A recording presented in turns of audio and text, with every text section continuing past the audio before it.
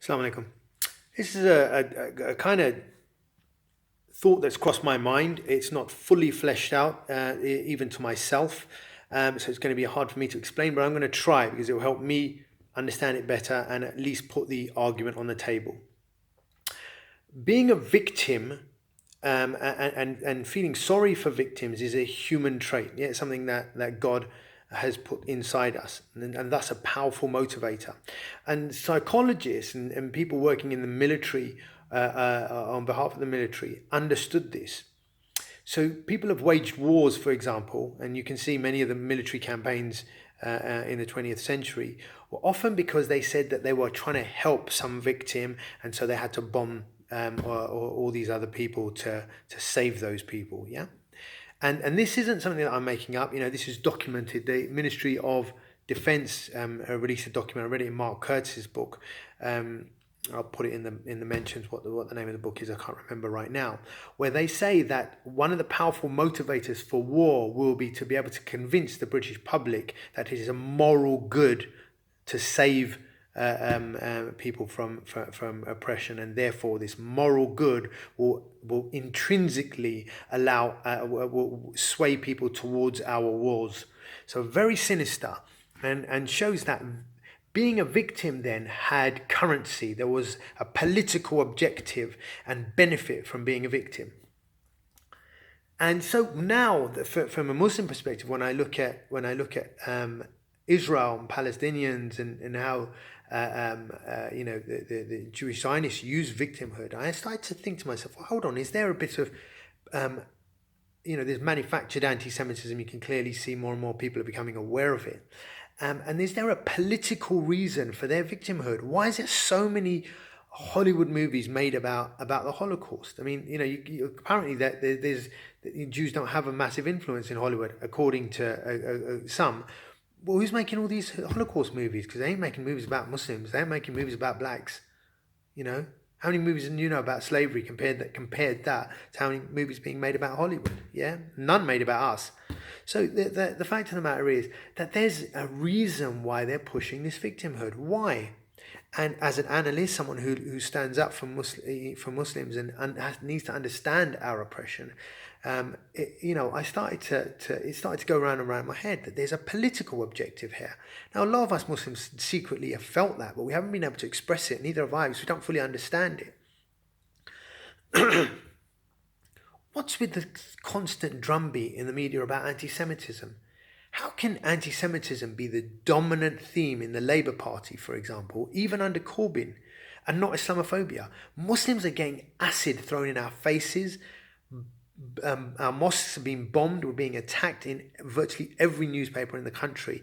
And yet, the Labour Party is talking about anti-Semitism, weeding out tens of thousands of its members by going through their Facebook posts, by going through their Twitter account, by going through emails, etc., and saying, well, hold on, you said this in your Facebook post 2 years ago, therefore you're out. And I'm not making this up. This is a fact. People have sent me this in confidence. I said, look, I've been kicked out of the Labour Party. They're investigating me because of some post that I made on Facebook. So that's how kind of Stasi-like, yeah, how this witch hunt is against people who allegedly are anti-Semitic. And yet, it's not about Islamophobia. The whole world is Western machinery is banning Muslim veils and banning us for going to the beach and wearing certain items. We're being attacked in the streets, and the discourse in the political arena is not about that, unless it's against us, of course. Yeah, it's not about let's root out these people who are Islamophobic. So again, there's this push constantly that says, and you can see these reports that constantly come out, anti-Semitism on the rise, anti-Semitism up by 90% or whatever it says. It's like they need this, there's a desire, there's a need for anti-Semitism. Why? How can anti-Semitism be the number one issue when clearly it's Islamophobia? Black people suffer far more than Jews do. I mean, look at some of the videos. They just walk down the street, go to a shop, and they get killed by a police officer that are flying around the internet. Surely that's more of an issue than anti-Semitism. Yeah? How many Jews are walking to the shops and getting killed by police officers? Really? How many Jews are getting acid thrown in their faces? Really? So why was anti-Semitism more dominant in the media and in political circles and given more importance than black people or Muslims? And it's important because if anti-Semitism was a political tool, as we know it is for Israel, then it benefited Israel by having Jews as a community that gained currency by or gain the emotional currency of people by seeing them as victims, as political victims, and by political victimhood, using political victimhood as some sort of mechanism.